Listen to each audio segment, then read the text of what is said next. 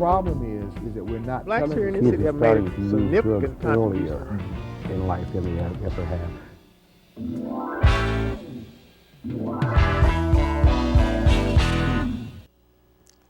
Welcome to Minority Focus. I'm your host, Jimmie Moore, and visiting with us today to inform you about some of the important things that he does in the community with our youth. He's a youth counselor, works out of Mayfield, Kentucky.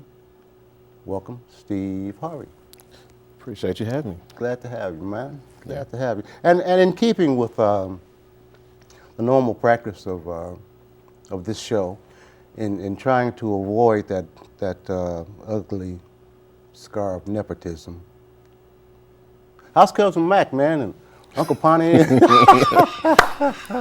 In other words, him and I are family, and it's good. It's good to have you, man. I've been thinking Yeah, about right. trying to get you on for a while because I know you're doing some pretty important stuff out there. Well, it's a blessing. It's a work that can't be paid. It's a work that is rewarding in itself just to be able to help the community.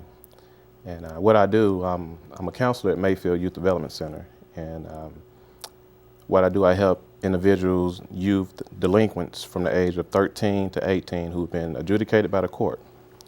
And they are sent to our place for either 6 months minimum or 12 months minimum. And we deal with public offenders, and those are the guys who have committed crimes such as stealing, drugs, assault, stuff like that. And then we have sex offenders. We got 2 units of public offenders and we have 1 unit of sex offenders. And these are children who have offended another child or so through a sex crime. So we've been blessed to have both populations due to the state losing money and the budget's not as high as it used to be. We have taken the opportunity because we're labeled as one of the better facilities. And it's a blessing that we're able to work with both populations. So there's 3 units at our place, and I'm a counselor of the A units, ACE. And our facility can hold up to 36 youth. Right now, I think we got like 28 because, they come in, they come out. Depends on when you're committed. At age 18, you can leave. Right. And sometimes kids get to the point where they are not behaving like they should. And our facility is not like a detention center where it's really structured, and it's not as loose as a group home where it's less structured. So we're right in the middle. Right. And if a child doesn't want to be there, wants to be a behavior problem, we can ATR, which means to send them to another place to help them deal with those behavior issues. Right. So you just see a lot of things in these children that needs help. And Particular areas, the ones that you just mentioned that you can assist the different kinds of things that kids do are negative. You got individual people with expertise in each individual area, or is everybody able to deal with everything? Well, it's a diverse of issues there and dilemmas. So we have trainings where we do go to and get basic understanding of how to deal with a particular youth. So everyone is kind of trained to deal with a certain person, but we don't look at it as the crime per se. We look at it as individuals who have made bad choices. And our job is to help them to understand this is what you was thinking back in the past, and this is how we're going to try to get you to create a new thinking. So when you go back out to the community, that you would at least think before you act. So our main job is just to try to change the cycle, try to break that cycle of just crime that you've seen, to just break it and say, hey, just think for a second before you make that choice. Right. Does it really boil down to its being as simple as, well, it's always you make the choice regardless, bad choice. Right. But I would imagine that you get into all the things that could cause those bad choices, upbringing, childhood, abuse or whatever, in their childhood that plays into. Right. Various issues we see where parents are abusing drugs and whether let these drugs be more important than their kids. We see where a child may be upset because the parents got divorced. We may see where a child doesn't get the attention that they need, so negative attention is better than no attention. We see where grandparents are raising these children, and these children don't respect the grandparents because they're not the strong arm as far as discipline, and they take advantage of them. So we see a wide range of issues, and they come in various forms. Right. And it's just hard to see that in society that these kids are in various forms of issues that are going on, and they're all kinds. I mean, even from you, I know everyone in this world have issues, and the question is, how do you deal with these issues? And some of these kids are not taught the skills to deal with them in an appropriate manner, so they act out to get their attention. Right. I know we used to be shocked at the early age. Right. The kids would start using drugs and doing all, that's not shocking anymore. It's not. Because it's down in the grade schools, right. and right. 8, 9, 10 years old. Is that a lot? Are you finding, in addition to the things that go on in the home and in the upbringing that cause problems, once they add drugs to it, the drugs becoming the predominant thing? Drugs are with most of our POs, drugs are maybe 95, 97% of the issues. Now, dealing with the SOs, drugs are not so much a problem. Do POs and SOs?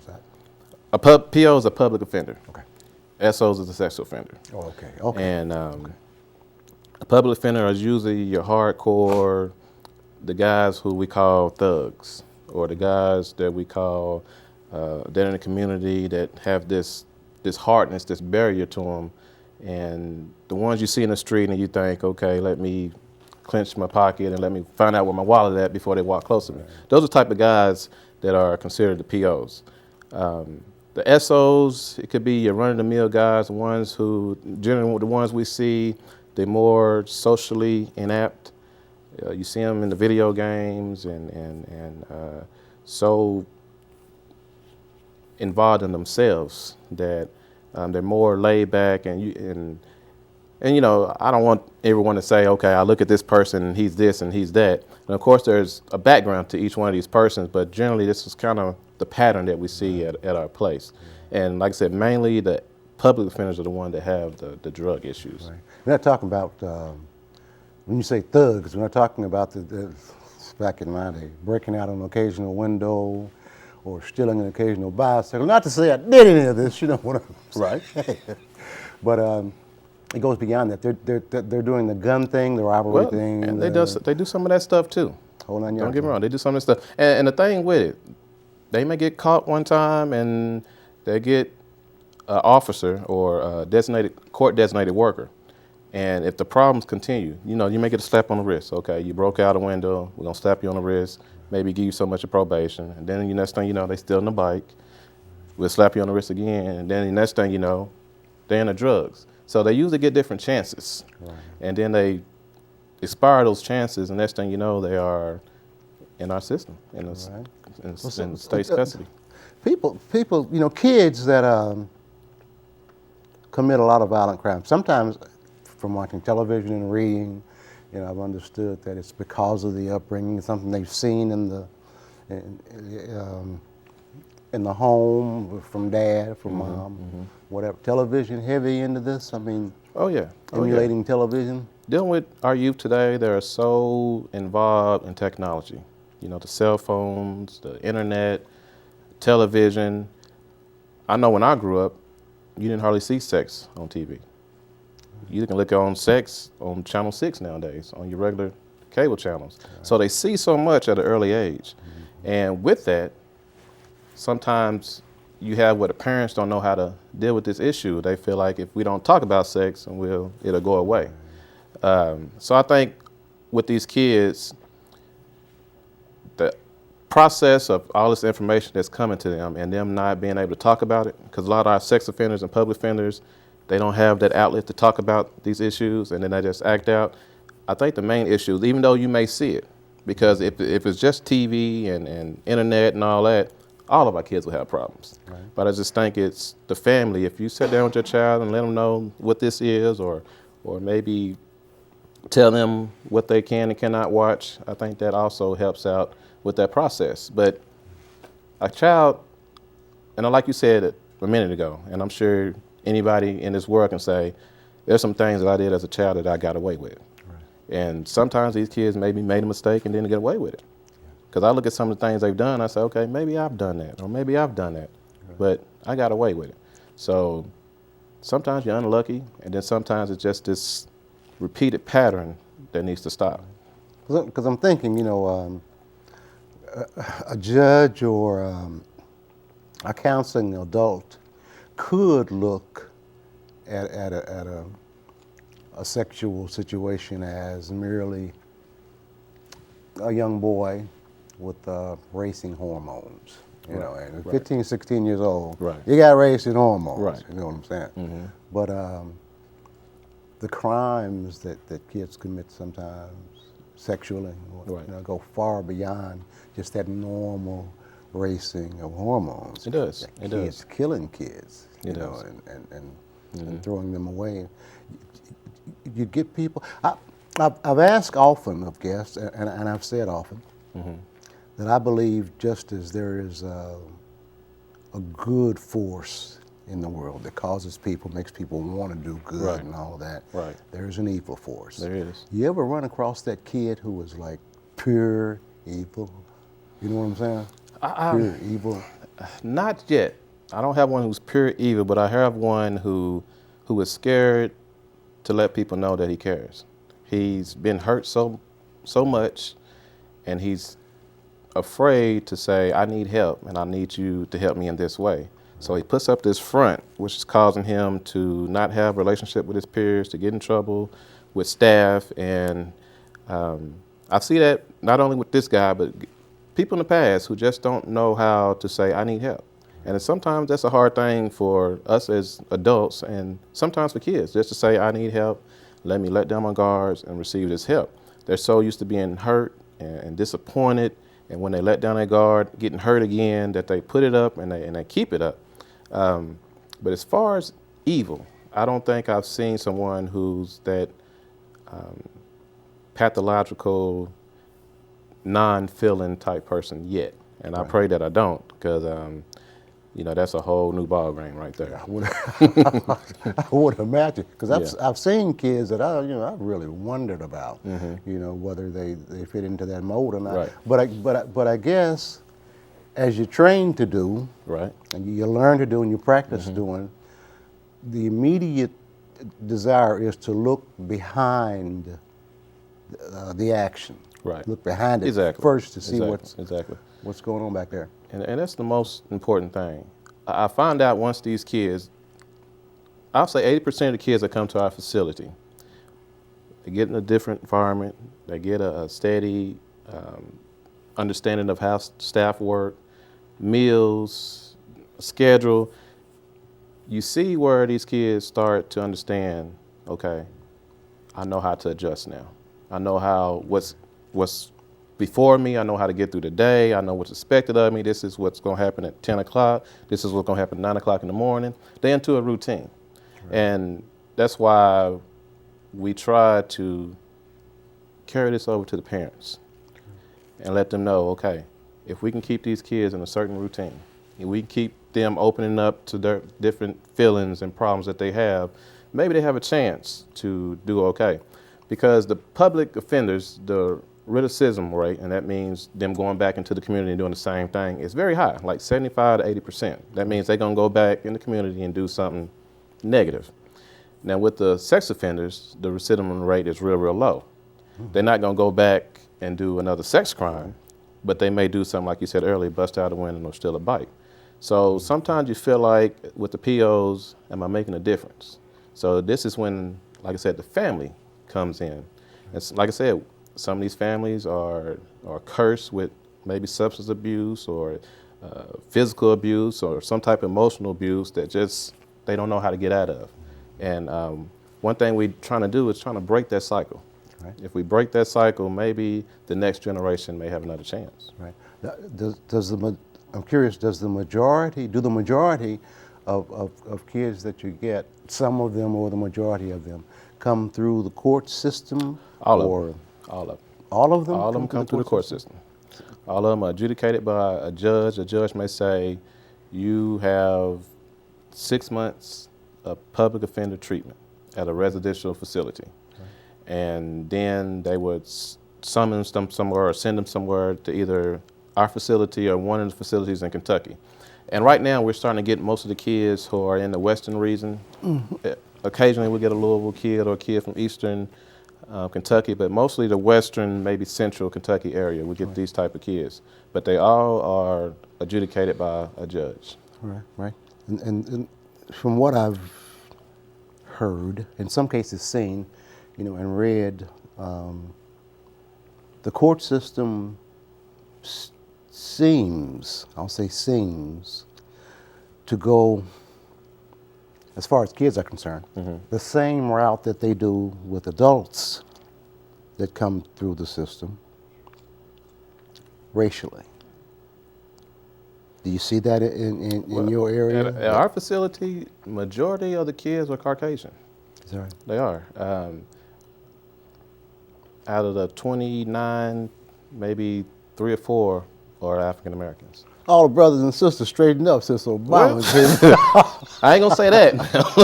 I ain't gonna say that. That would be a blessing, but like I said, we don't. Before I worked there, most of the kids came from Louisville and Hoptown, Hopkinsville. Wow. So a lot of the kids were African Americans there.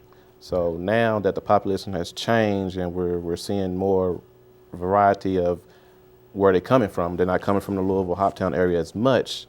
We don't see as many African Americans in my facility now. Like I said, I can't speak from the Louisville and Lexington area. They may be totally different. Right. Working with kids can be a trip. I mean, it really can, because they're highly intelligent. Yeah. They are. And I remember a time when I worked at as a counselor. Mm-hmm. On a drug and alcohol rehab unit.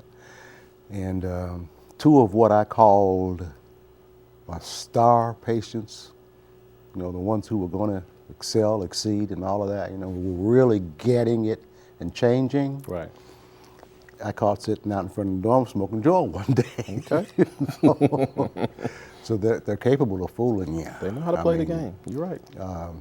They work at it. They plan it. They know how to. They're like criminals, Steve. I mean, people in prison who constantly scheme on how to get over on the system. Exactly. Kids are doing this too. And sometimes they do it and don't even know they're doing it. One in particular boy, he is so used to manipulating that I had to stop him and help him to see what he was doing. And when he got it, it was like a deer in headlights at night. Mm-hmm. He really didn't see what he was doing. That was just a pattern of manipulation. And we know kids manipulate from toddlers to teenagers. Right. A kid's job is to manipulate to get what they want. The parent's job is to have boundaries and live with those boundaries. So, but when you top it on criminal behavior on top of the manipulation, mm-hmm. you can get some very creative stories and the way they try to do things to get away, and you just got to be patient. You got to be firm. You got to have discipline, and just let them know we can't do it like that. This is a mistake. How can you do it differently? As you were speaking, I was thinking about a commercial that I've seen on television where there's a little bitty baby, under 2 years old or whatever, mm-hmm. who gets into some chocolate. All right. And it's everywhere, and the parent comes in and says, "Did you get in the chocolate?" And the kid says, "No." So it's almost like human nature. Human nature, you're right. To manipulate and lie mm-hmm. or whatever if mm-hmm. if you know you're in trouble.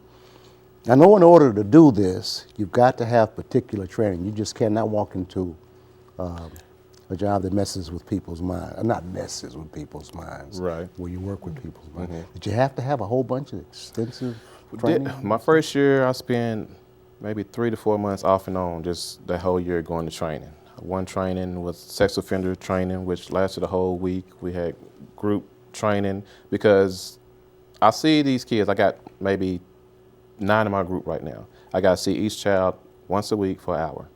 And through the week, got to have at least 3 groups. So we have a training on group session. We've had training on polygraph. At one time, the state was talking about doing polygraphs, and that never did transpire. But we've had all kinds of training as far as dealing with cycles and patterns of behaviors. We do get training, so it does take a lot of preparation to deal with the issues that you deal with, but also a lot of it's just being a person who knows right from wrong, Right. and willing to teach a child without yelling and cussing and screaming, just being patient with them and just show them, what you done was not appropriate, and let's look at different ways to handle that. Like I said, with the POs, the treatment is more about just everyday living, anger management, respect, caring concern for others, cooperate, following directions. That's that type of stuff that we sometimes take for granted, that kids, and like I said, them being in a structured environment and still trying to get over, it lets you know if they're going to do it in a structured environment, what's going to happen in the community. Right. So we try to point out that valuable point to them. And sometimes they don't see it. Well, in the community, I'm not going to have to walk with my hands behind my back, or I'm not going to have to say yes, sir, and no, sir. But it's not that per se, it's the concept of just discipline. And when you break a law in the community, there's bigger consequences than getting a restriction or getting in trouble in this facility. So it's just great to be able to have that training from the state, but also some of it's just common sense. Yeah. A kid comes to a facility, and the counselors trained and practiced in how to give them all the tools they need to go back out and take care of business properly and all of that. And they get into an environment where they learn how to practice these things, and they do it, and they seem to enjoy it. It becomes a part of them. Right. They're considered a success. Then the minute they walk back into the door at home, all that goes away because it doesn't have to be practiced. Right. You got stuff for grown people too? It needs to be, parents? Well, it needs to be reinforced. And now that you say that, we had thought about, last Thursday we had a meeting with the counselors and our treatment director about trying to get the parents more involved, like maybe having a parent group session, talking about boundaries, talking about discipline, because you see that most of these parents don't have an idea about boundaries and discipline. Right. Most of these parents, I ain't gonna say most of them, but some of these parents have a relationship where they want to be friends with their child, and that can definitely hurt the child. So we're not so much treating the family right now, even though we're working towards to get better with that, and hopefully that would transpire in the future, because some of these parents don't know. Right. Some parents don't know, and if we can educate them, that would be a blessing, and it would help out, I think, with that rate of 75% or 80% of these kids going back out and getting back in trouble. But like I said, some of these parents are having issues of their own. Right. And unless you handle your own issues, it's going to be hard to try to help somebody else. Yep. So if I'm drinking alcohol and I'm telling you not to drink alcohol, how seriously are you going to take me? Right. A lot of cases of kids with issues raising kids, Right. and Right. they don't have anything to give to them anyway. You're also the youth director Yes. at Mount Mount Moriah Baptist Church. Yes, I didn't hesitate because I didn't know. I wasn't sure whether to say the church Right. name or Okay. not. Pastor killed me if I couldn't say the name of the church. But is it realistic that in a home where spirituality, church becomes a part of how the kid functions in the course of a day, every day, and what have you, is it realistic that that's having a greater, from what you see, from your observations, that's having a greater effect on them being good kids than the other hand where there is no spirituality? Is it realistic? Put the Bible on them, Is it scriptures. realistic? Of course it's realistic. The Bible does talk about training a child when he's young and the way he should go, and when he gets old, he will not depart from it. So I believe that if you train a child right, they would do right. Will they be perfect? Will they make mistakes? Of course. I beg you, wait a minute, time out. I'm going to differ with you here just a little bit. I know you'll understand where I'm coming from. When I was younger, Right. And before I started reading the Bible and became somewhat familiar with Revelations. Right. And in Revelations, I think the 22, it says, "Woe be unto anybody who adds anything to this Take writing, away. takes anything away from it, changes anything." Before I knew that, I used to say that, I thought it was an old saying. I didn't know it was scripture. I used to say that I'd be changed to train up a child in the way that he should go. And when he's old, he may depart from it, but it ain't your fault. That's real. I mean, it's really real. Lord knows I'm not changing That is real. And as I was saying, a child will make mistakes. But how do you handle that? That's the key thing. How do you handle that? Do you handle it with loving and caring? Or do you handle it with yelling, screaming, fussing, and fighting, teaching that child that's how you deal with problems? Or do you deal with problems in a spiritual, if that's what you want to do with your family, or any kind of way that's more open to that child so he can get it or she can get it and be open to it? Now, me being a teenager, I grew up with a mom who was disciplined. She disciplined me very well. I ain't gonna say she was strict, but she was fairly strict. She cared for my best interests, and I knew that. But I still did some things that I know I wasn't supposed to do. But I knew better, but I did them anyway. But the reason why I was changed is because of what was in me from the foundation. And that was going to church, that was reading my Bible, that was listening to sermons from the preacher, listening to songs. And when I got so far out, I was able to say, okay, what am I doing? Who am I? So once I started dealing with that type of stuff, I had a foundation to go to. Right. So if you never had that foundation to go to, you're going to do things, as the Bible said, what's right in your own eyes. Exactly. And they talked about some people in the Old Testament, there's a Bible scripture that talks about people done what was right in our own eyes. And sometimes we do that, and we can totally be off course. We only got about a minute left to go here. I hate that. We could talk for a while on the subject, because kids are, and people have been saying it for years. Kids are the future. Kids are the future. Right. Well, they are. They are. And it's a hard fact that I don't think people sometimes really take seriously. You're right. But I know that when I see you again in a day or two or a week or two or whatever. No, I'll say in about 6 months, I'll call you Methuselah because your hair gonna be gray. You'll be bent over. Eyebrows. For real. I'll do something about that. Because I know it's a hard thing to do. It's difficult to do, and thank God for people who do that. Right. Do the things that you do. Appreciate you. Well, appreciate the time. Keep on keeping on. All right. For Minority Focus, I'm Jimmie Moore.